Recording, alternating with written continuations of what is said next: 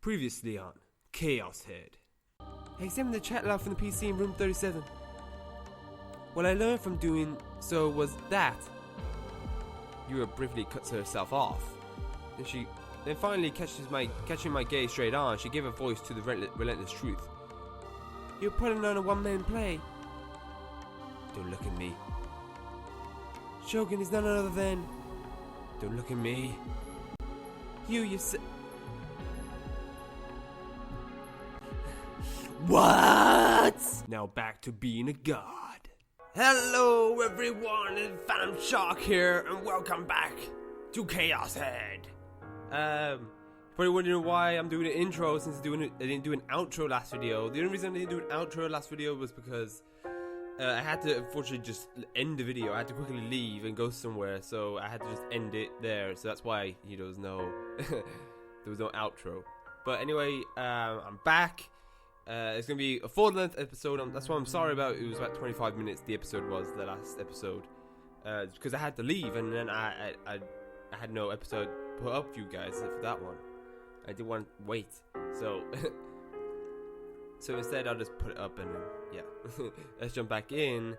Last time that happened, or what happened last time was a lot of plots, fucking mind fucks. Everything just happened. Apparently we're Shogun, and we may have a split personality. And when I checked the footage, when I edited the footage, I noticed, I don't know how I didn't notice it before, but when he was in the flashback talking to Takumi, he keeps saying, he always does this or he always does that, like I'm someone else talking about Takumi. It's a bit weird, but I wonder if that's the split personality thing. I'm still going to go with that because I have a feeling that's what it is. Because he doesn't remember it, and I think that's the only way that would work. I'm sure. Yeah, and that's the only reason why. And apparently, I don't understand how this is going to fall into place with the murder case, because then that means, did we do that before? So did we? I don't know. We're going to find out when we go ahead. There's no point asking questions. There's more, just go ahead and jump back in. The only way we can fucking get our questions answered is to carry on and see what happens. Okay. In one test, 12 items were to be placed in boxes labeled from 1 to 12.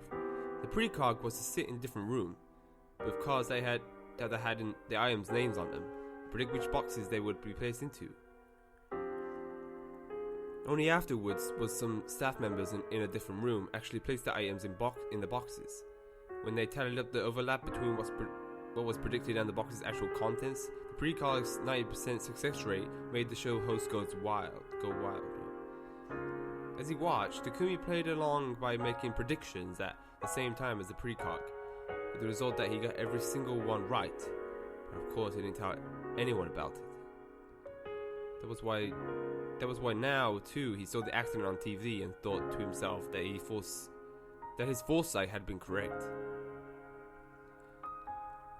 Over half the children in your class are injured. Or is this that? I can't tell. Dreadful. Oh, the mother, okay. Takumi's mother began to embrace him, but he stepped out of her arm and crawled to another corner of the room. But thank goodness, his mother murmured emptily, her gaze swimming through the air.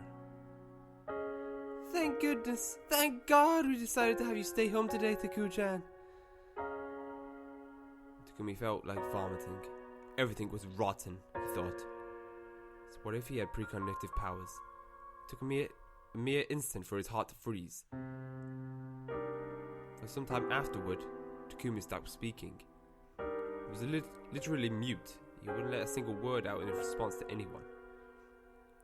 His becoming mute worried his parents, who started becoming more and more overprotective. As they just started to seem dumber and dumber to him, Takumi ended up deliberately playing the role of the wordless boy. It was his way of getting back at them, he thought.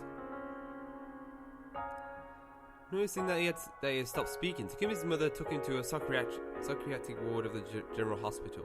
He was diagnosed with PTSD. Since he didn't actually have PTSD, of course, he didn't take a single dose of medicine they gave him. He already pretended to take it. come his parents didn't catch onto the fact that he was acting, and even when they saw him fretting about and racking their heads over him, he didn't feel the least bit apologetic.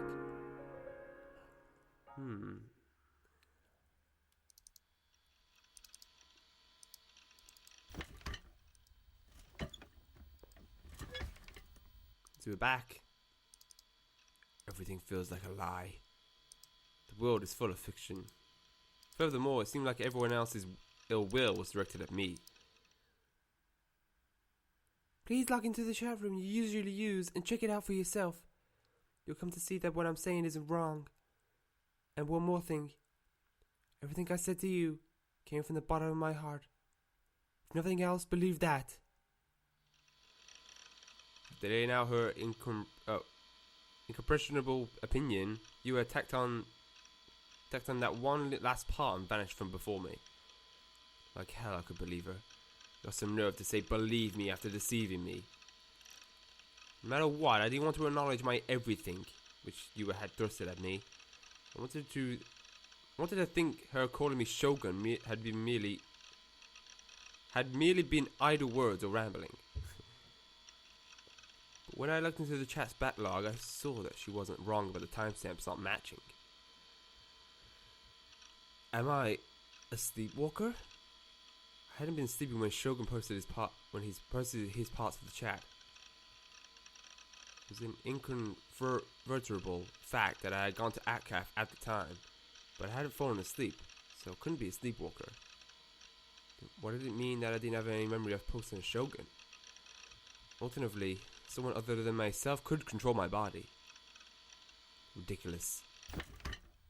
To prevent myself from getting even more stressed, I escaped from reality to another fictional world, Insue.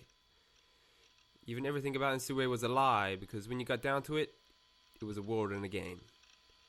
But in Blazeland, I could become Nightheart, an existence practically on the same level as a god. I could accept this kind of lie, this kind of fabrication. I wanted to stay here, I thought. What's wrong with that? Or maybe Insue itself was the real thing, and this world was fake, perhaps a game, for instance. Maybe Nishuni Takumi was a fictional existence, and Nightheart was my true self. Hey, Nightheart, call to the paladin in the center of my monitor. Am I controlling you, or are you controlling me? Which is it? Are you real? And I am the avatar? What if the world I was in right now was a game? That would explain everything. Breaking the fourth wall. If, in the same way that I was watching the Nightheart inside my monitor, if I too were being watched by someone. Stop breaking it! Whose eyes are those eyes? That person would have to be the player controlling me.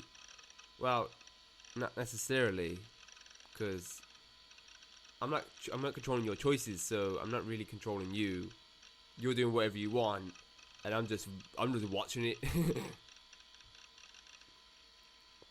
If so, I'd like him to play my role better. Fuck you, man! But an avatar can't voice complaints. Yeah, you better not. It made sense if Shogun and I were the same person. Come to think of it, the Celeste was in a similar situation. It was impossible for Nightheart and Lesuet to ever exist in Bazland at the same time, because they only had one player, me. Maybe in a similar manner, the Takumi and Shogun couldn't exist in this world at the same time. One could also contemplate the possibility that it was a bug.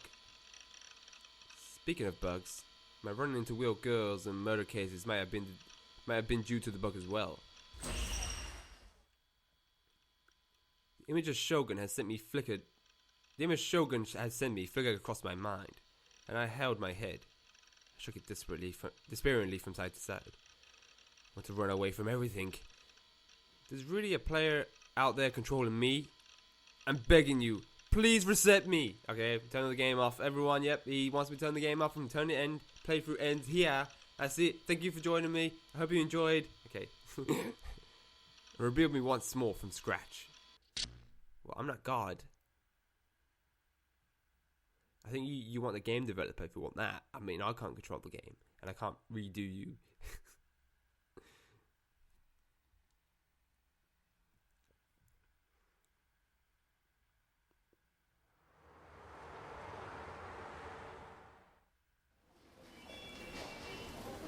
University's hospital waiting. What? I didn't press anything then. I don't know why it skipped. Can I check backlog? Okay, that's a bit weird, isn't it? The university's hospital waiting room was packed with old people waiting their turn to be seen by a doctor. Looking about this table. Looking about this tape. Wait, what? It's a bit weird there. Had changed from several years ago. It was enough to make me think that the time had stopped. Okay, sorry. Worse, the air was stagnant. It's befitted the stench of disinfectants, and everyone had dark looks on their faces. Try to spend 5 minutes in a place like this, and you get depressed enough you want to die. Don't like hospitals. Since I was little, I've been terrified of how there are hardly ever any traces of human presence in the hallways beyond the lobby. Though there tend to be lots of people in the lobby itself. It was almost as though the scent of death lurked in those hallways. I thought this itself was the hospital's true face, and that things far more horrifying and eerie were hidden at the ends of the corridors. That was why I hadn't really wanted to come here. There was something I needed to verify no matter what, and so, unable to avoid visiting, I intently waited for my turn.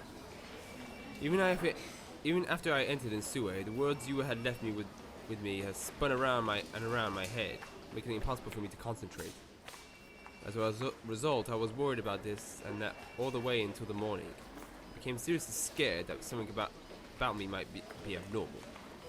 I come to the hospital like this, I hope a doctor will give me the official guarantee that Inshimi Takumi is perfectly normal.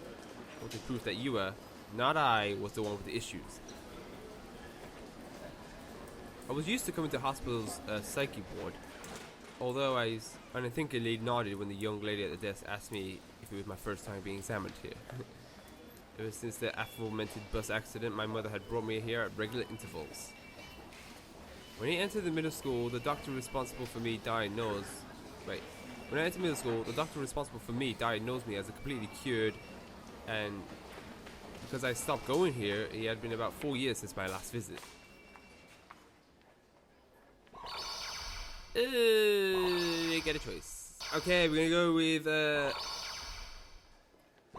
I kind of want him to freak out. So let's go with green first. I just want to see what both look like. Oh yeah, I noticed that as well. There was we had a choice with Yua, and we never found out. He never did anything, I'm sure. Or did it? I never saw it do a flash. I chose green, I think. So I said I wanted to be nice, but for some reason it never happened. I don't know why. I'm really confused. Let's do green for now. My initial doctor was Professor Muroko. That's Muroko? Okay. Said to be highly influential in his field. But after only a few visits, he switched one of his pupils. Though called a pupil, he wasn't very young. If anything, he looked older than expected. Last night, I suddenly recalled that Dr. Tachikina's words. This hospital doesn't treat injuries and illness. It's also for curing the heart. I hated the hospital, but he was very kind to me, and I had the impression that he was a good person. Even then, I utterly succeeded in deceiving all the adults around me to the very end. Dr. Takashina was the one who saw through me and declared me fully healed. I want him to be the one to examine me. What would he say if he knew I turned into a gross otaku? I don't think he'll say anything, it's just your way of life, innit? He'll be like, oh, that's disgusting, get out of my hospital now. No, it's been too long, he must have forgotten who I was in the first place. What does he keep going on like that? It's like, oh my god, I'm a gross otaku, I'm disgusting to the world, I must die. Ah, here we go. So this is the good one, I think. It usually is, but we'll see. I was soon called to the examination room, so much for thinking I had to wait a really long time. Why had there been so many people in the lobby? It must be quite a twist if they were being paid to sit around there and make the hospital seem popular.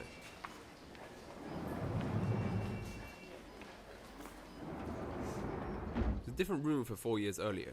When I entered, a familiar face was there to greet me. Hey, Shinji-kun! Takashina put out an admirable smile, stood up and offered me his hand, realizing that he wanted a handshake. I hastily returned his grip. I'm happy we got to meet again! Well, oh, is that me? Happy we got to meet again. Well, that might be an odd way of putting it.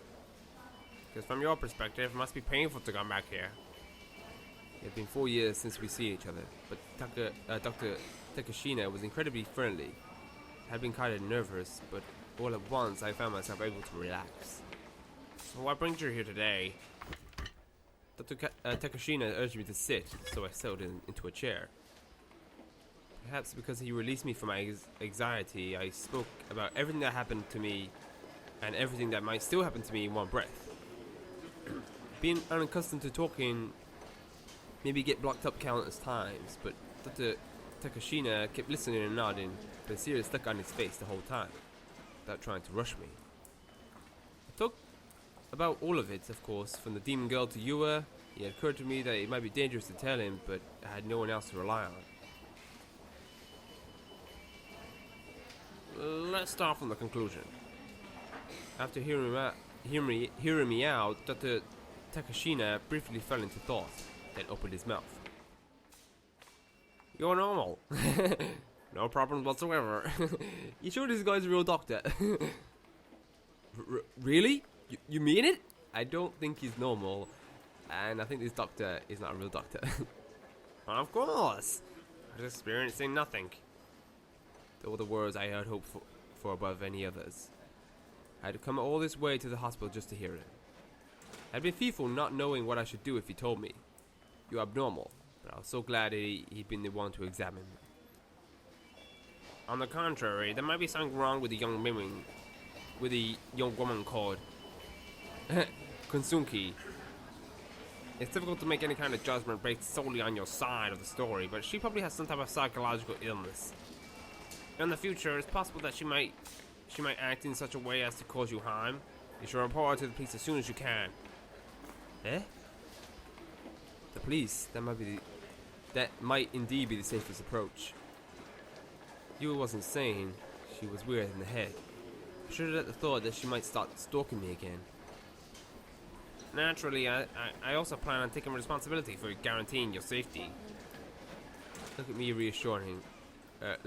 me reassuringly, he patted me on the shoulder as though to encourage me. Even handed me his business card. His cell phone number was printed on there.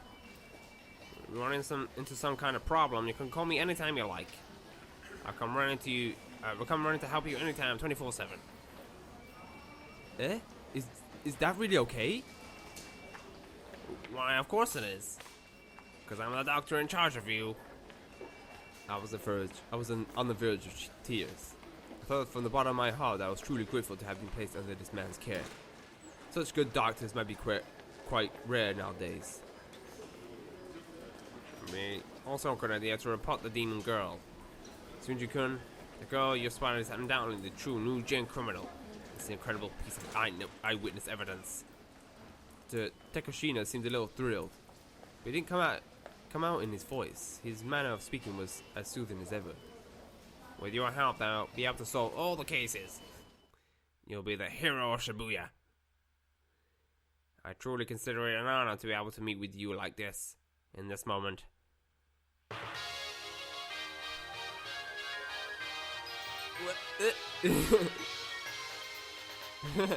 Is this a Sue music playing? Isn't it? He's got this fucking dream going on. I was a hero?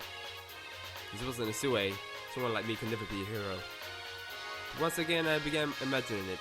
My face started flaming. Hooray! Shiburia's female middle school students and high school students and college students and office ladies will all see me off with squealing cheers. I become sternly popular and charismatic. It'd be cool to become a TV personality, but since I don't like being in front of a lot of people, I create a startup business instead.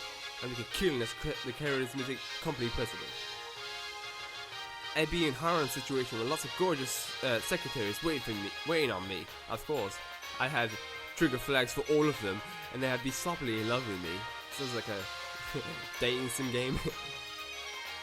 I live in a high-rise apartment in Rockabonji and employ a bunch of cute maids, like a cute maid meant, just for my own personal use. Yeah, you know what I mean. Naturally, they provide sweet and luxurious nightly services as well, and so on and so on. You know what I mean, nightly. Clean my room.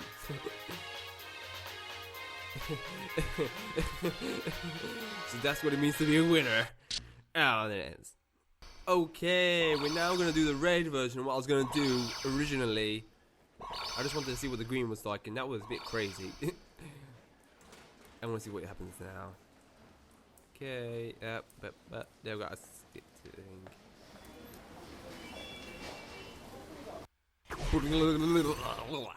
Okay, ready to have a bad one?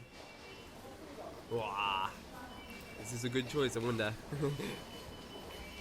I was soon called to the examination room, so much thinking I had to wait for a really long time. But there had been so many people in the lobby, it had been quite a twist that they'd been paid to sit around and they made the hospital seem popular. I think this is always the same until you meet the actual person.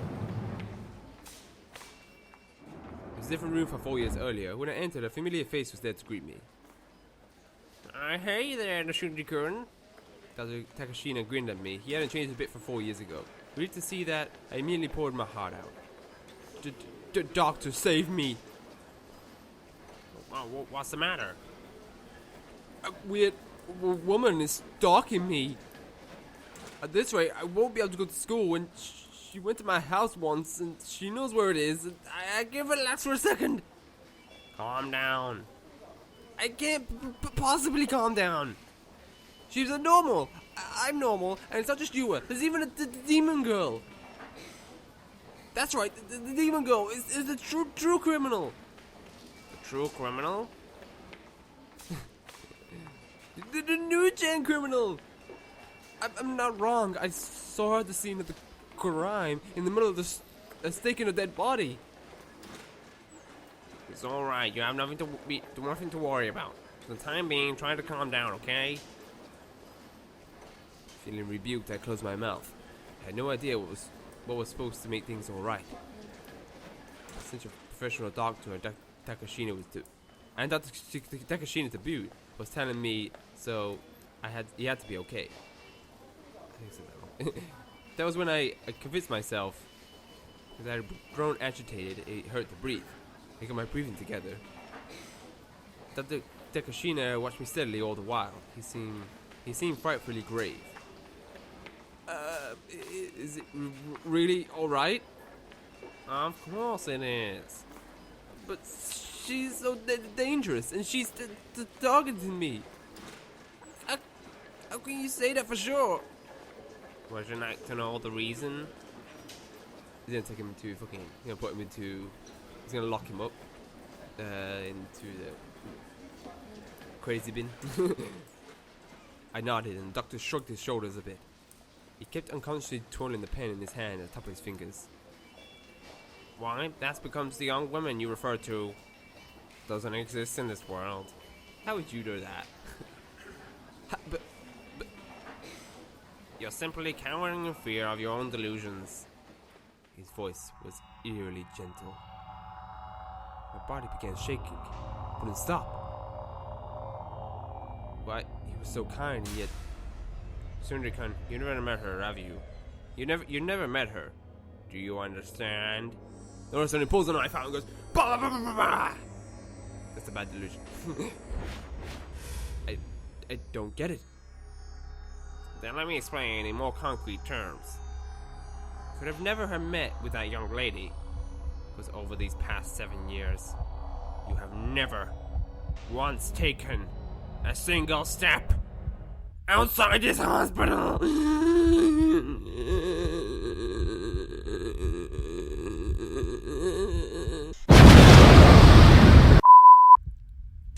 What? Did he what? Doctor? What are you? You've been an inpatient at this hospital psych ward for 7 years. You understand that much, don't you? I didn't understand. Like hell I couldn't understand. How could he say such ridiculous things with a smile? Glanced down at my clothing. Today I should have been wearing a Birachi t-shirt with Sierra on it. A long sleeve denim jacket on top, The only pair of jeans I owned at the bottom. But for now, for some reason, I was wearing hospital garments! No, not hospital garments! A faint yellow-green piece of clothing shaped like a dress was plainly made, tied together in front of it with a string. I wasn't wearing pants, knee underneath, no! Doctor, just kill me! Stab me with a knife! Please, not this! When had I changed clothes? This is a closed ward, so no one comes to visit. Patients are separated into male and female, and placed on different floors, and they can't travel between them. Plus, all the nurses in the psych ward are male. Your hospital room is perfectly enclosed. It has no windows. In short, you have no contact with any females for the past 7 years, including your family. Do you remember now?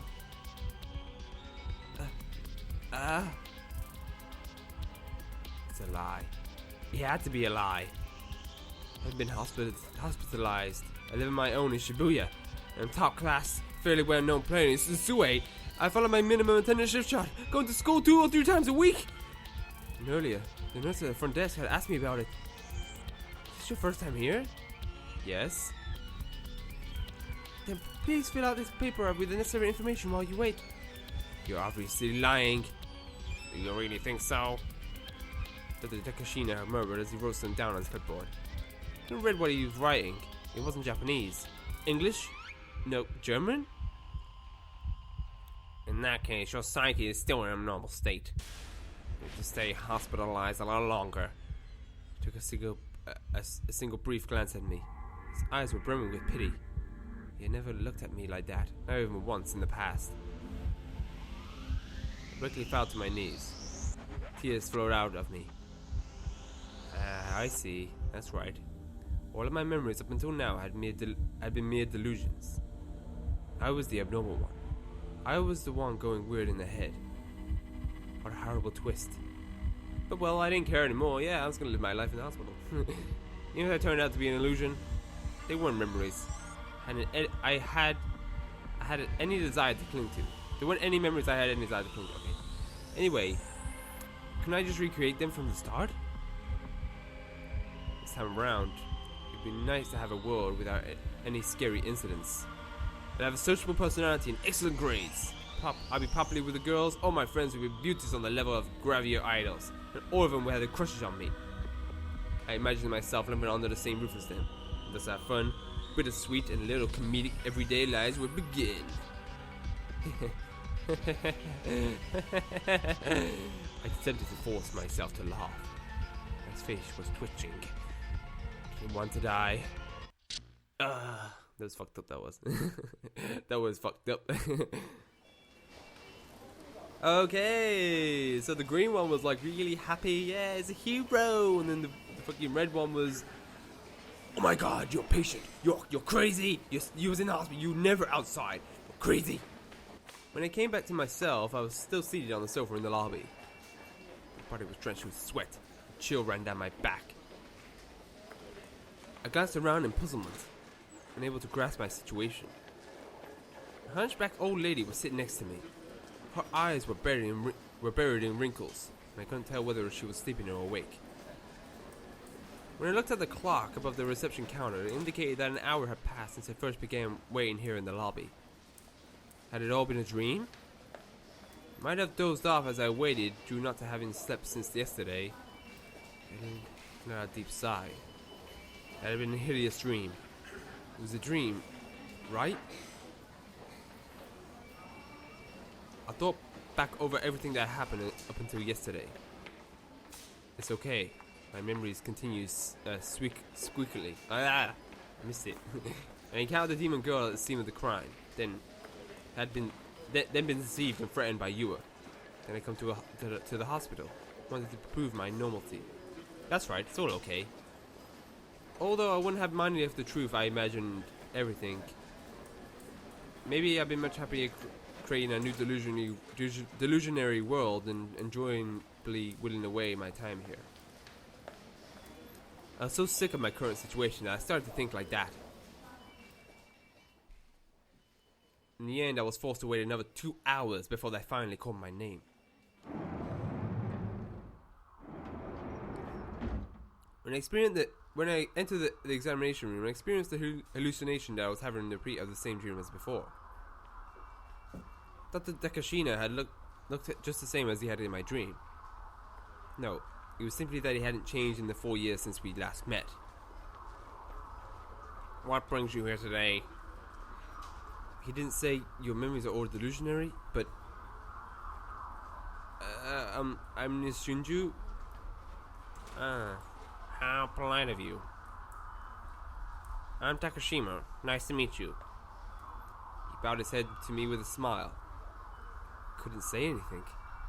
Nice to meet you. What was that? Was that he had said to me just now? Wait, was that he had said to you just now? No mistaken it. He had forgotten about me? Of course, 4 years had passed since then, but I thought if no one else would remember me? I embraced the expectations all on my own, but upon having them shattered, my heart abruptly fell to overflow with loneliness and emptiness. I felt that he had denied my existence. He looked me in the eyes as he spoke. I averted my gaze. It's written that you want to determine whether or not you sleepwalk. Has something happened? Yes, that was what I written on the questionnaire form, but there was no longer any point. If you didn't remember me then... Big deal! You see my nippies poking out my bra? Whether the doc remembers you or not yet has nothing to do with it, righto? You mustn't forget why you came here in the first place. Ah, right. I hadn't come here to see Dr. Takashina. Come to prove that I was a normal human being. Reuniting with Dr. Takashina was nothing more than a bonus. So he had forgotten me. So what? If Sierra 10 hadn't warned me in time, I'd been in danger of losing sight of myself. Is it possible to go out into town without knowing it? Or type words into your computer and not remember a thing about it? An acquaintance pointed it out to me. Got me really mixed up. Do you think it's possible that your acquaintance was joking with you? His eyes had been serious. It hadn't seemed at all like she was teasing me. At the very least, you herself believed what she was saying. I don't know. I see.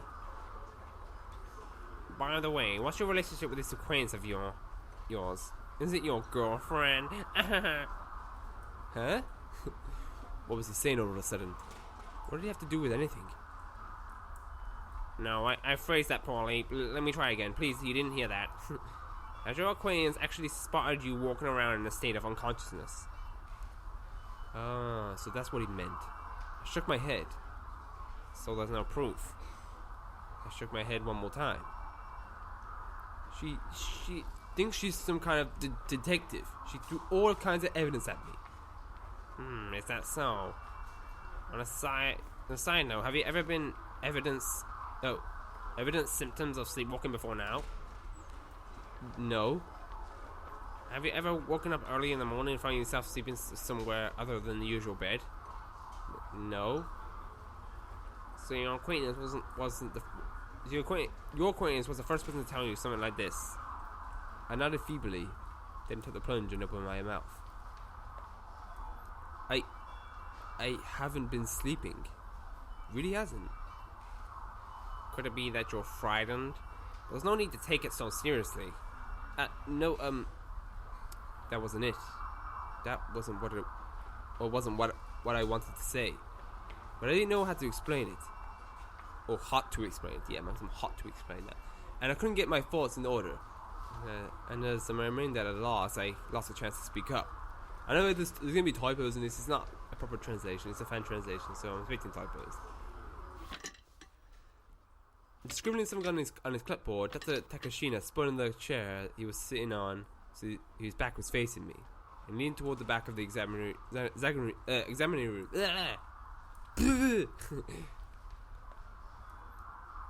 Azuki-kun? Oh, is that him?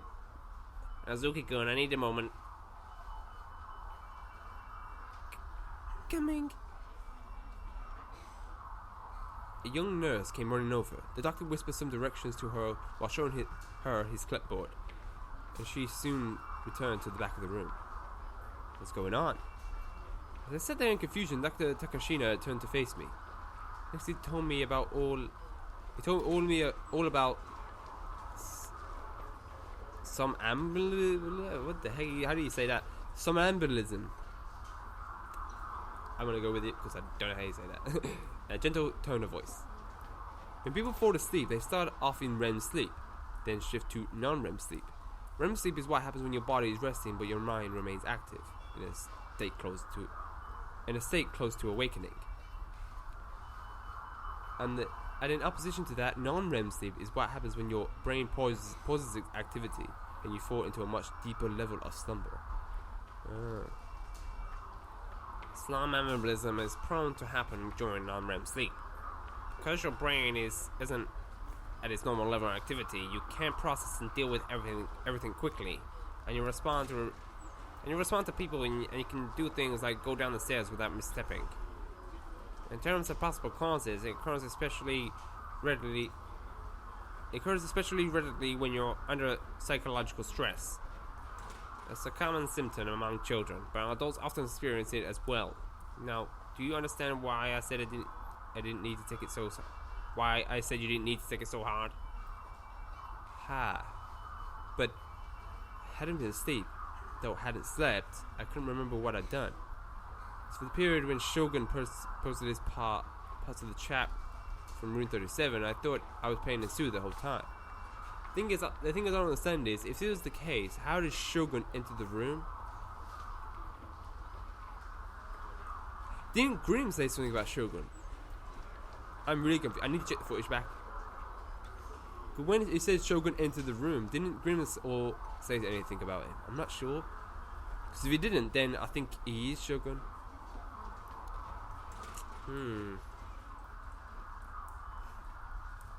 Is this really what you call somebody somebody-alism? What kind of freaking word is that?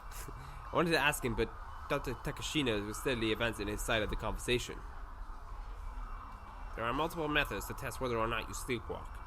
The fastest and easiest would have to be you sleeping in the bed over there. However, there are circumstances under which it won't manifest in the absence of certain prerequisites. For instance, it might have to be your own bed. Even though you're walking around unconscious, there's a difference between doing things aiming. It was at him. He's not talking, so I don't know. Do it aimlessly, and I'm gonna do it him because I think it's him. And be driving with some kind of exception, which influences you to pursue a sequence of goals as you walk around. Prerequisites will also have to do with your state of mind. You can relax atop of your own bed, but it'll be hard to relax in the same way here. What would you like to do? Will you try sleeping a bit? There would be no harm in letting them check up on me. After I proved I wasn't a sleepwalker, I'd ask my original question. The nurse named Hazuki led me to a diagnostic bed in the back. Due to the fact that it wasn't meant to be slept on, it was hard and uncomfortable. Well, I had no trouble dealing with it once I compared it to the sofa and I usually slept on. I'll come wake you up in 3 hours. This nurse was awfully cute. Lying on the bed, I stole glances at her while avoiding meeting her eyes. Taking peeks at other things I see. Her slightly childlike features made her seem undependable somehow, and she gave off quite an aura of misfortune.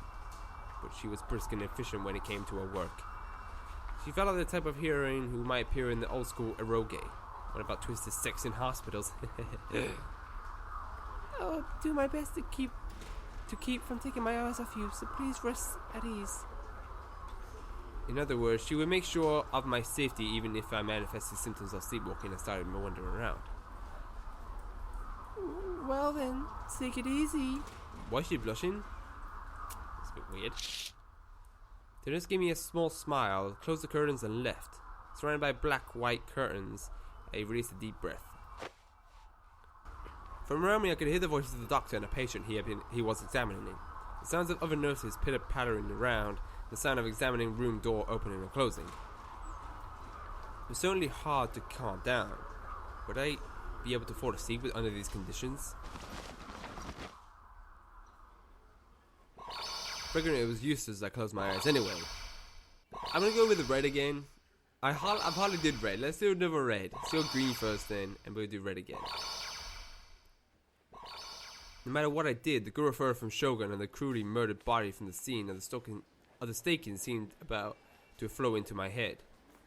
And so I forcibly began picturing Serotan. Taki, you ain't going outside, so it's amazing that you came to the hospital. I've done this for a while now, but Taki, you really are a strong boy. Sarah was quite lively in my fantasies. She sang out to me in that cute voice of hers. I love how strong you are, Taki. Besides, you're not a sleepwalker. I watch you every night, that's how I know. You mustn't let 3D girls trick you. You have me, righto. Let's spend all our time together back at the container house, dummy.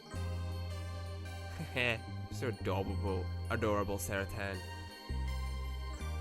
Serotan was my ideal bride after all. No woman could surpass her. Third dimension? What the heck was that? I want to go home. I want to go back and have Serotan greet me with a smile and welcome home. Wait for me, Serotan. I'll be home soon, so...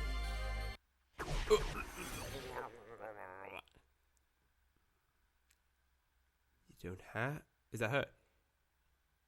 You don't have to go home? What do you mean? Because I came to get you. Her whisper by my ear astoundingly real.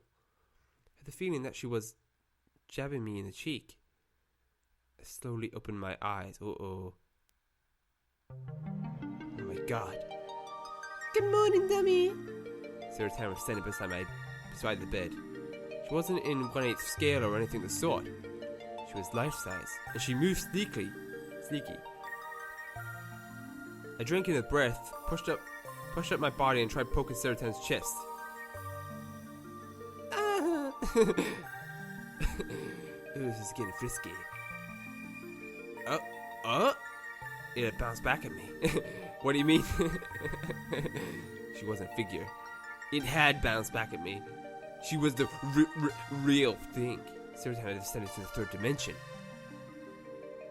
No, this is the second dimension. Was it really? Even though she was so soft and bouncy. It's bouncy in a 2D sort of way. I didn't get her meaning, but as long as she was bouncy, I'd be fine with anything. Oh yeah, we're gonna get it on. Get it on this hospital bed right now. We're gonna make babies. Some anime babies. Speaking of which, my excessive shock had made me touch her on the chest. I suddenly became abashed. The life-size Serotan was amazingly cute, cleverly moe and real. That was why my guilt over having touched her and my fear that she might come to dislike me grew stronger. I'm sorry, Serotan. I'm okay with it as long as it's you, Taki. Seriously? Oh my god. Yeah, but I'd hate it if someone else did this kind of thing to me. Especially someone like Susumu. If that guy touched my chest, I'd take a bat and send him flying to the moon. Shh, pipe down. If you make a noise, the nurse will find me. Serotan seemed concerned about what lay behind the curtains. And being careful not to make a sound, she took off her shoes and climbed up on the bed. She straddled my hips.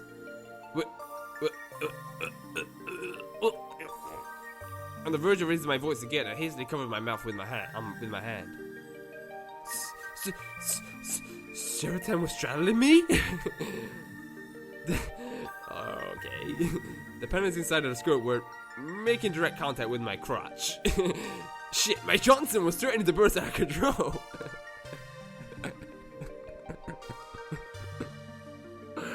Oh my god. Oh. Serotan brought her face closer. She smelled nice. This was Serotan's scent? Hey, Tacky! Tacky, you ought to become 2D too! What was she talking about? You're still 3D, Tacky. So I'm gonna turn you to 2D. No problemo, righto? Could she really do such a thing? I can do it. Besides, it'll feel real good. Real good.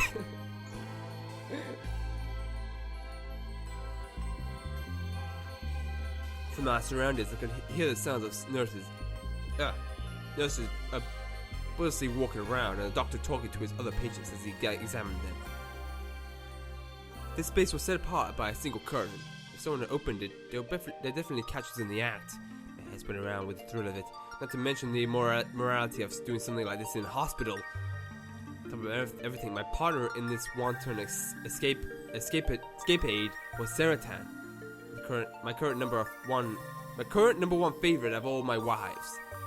I sure was a lucky guy. Couldn't think about anything else anymore, and I just simply nodded in answer to whatever Serotan told me. That's how it's gotta be. I love you like this, Tacky. And Serotan pressed her lips hard against mine. Is that her? That's a bit different hair, isn't it? Oh, how very soft. Was this also an example of 2D softness? He felt more tender than anything in real life. My thoughts had trouble keeping up with this error of development. It didn't occur to me that to do anything out of my own accord. As my eyes went wide, Serotan's tongue slipped between my lips and invaded my mouth. It was so pleasurable, my eyes threatened to go rolling around in the sockets.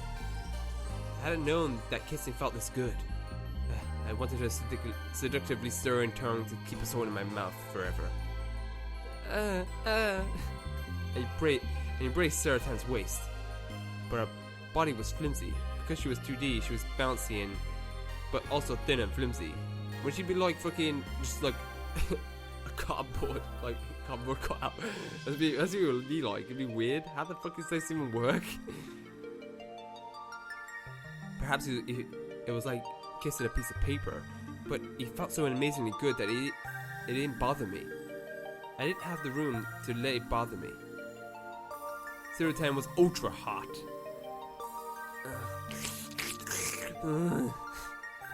Serotan sucked at my tongue. I was all but on the brink of death. I couldn't endure it.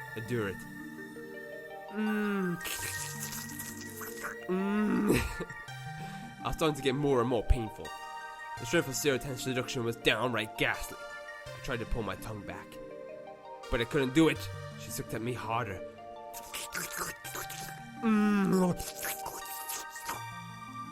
She pulled at me to such an extent that she might tear me apart. It wasn't only my tongue. Depths in my throat were hot. My eyeballs seemed about to come flying out. I couldn't inhale. My chest ached. It felt like the inside of my stomach was being stirred to bits. She was sucking me out. Serotan was sucking out everything, every little thing inside my body, my innards, my flesh, my bones, my Johnson. I felt my throbbing heart come to climbing up my throat. The numerous thick veins attached to it shed inside me. It was an unbelievable sensation. It hurt so bad, but it felt even better. My whole body had become one big erogenous zone. Literally, my whole body, not merely its surface. The inside of my throat, my heart, my veins, my lungs, my intestines.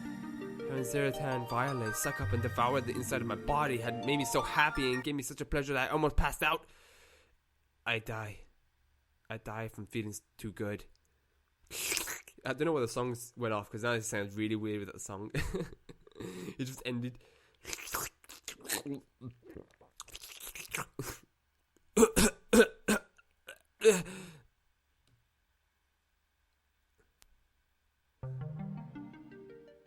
Now Now she sucked everything out of me. Siratan moved her lips from mine with a satisfied look. A mixture of blood and spit dripped from my mouth. It's supposed to be good, right?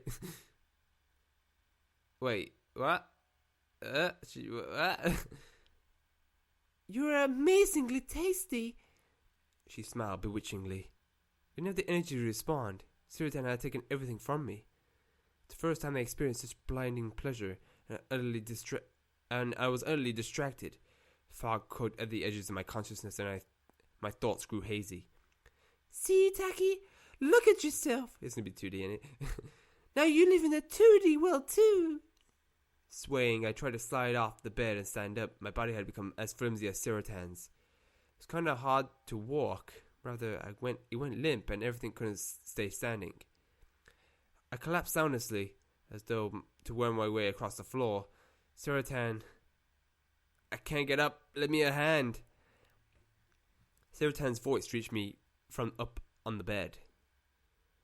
Welcome to the second dimension.